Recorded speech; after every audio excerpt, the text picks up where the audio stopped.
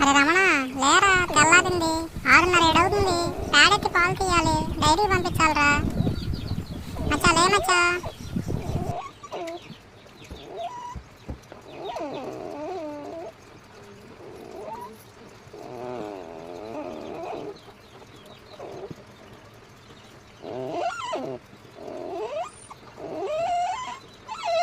ఓ మచ్చా, కాసేపు ఆగు. నాకు తెలియదా ఏంది, కుక్క చాకరీ చేపిస్తావు. కాసేపు అన్న పడుకోను.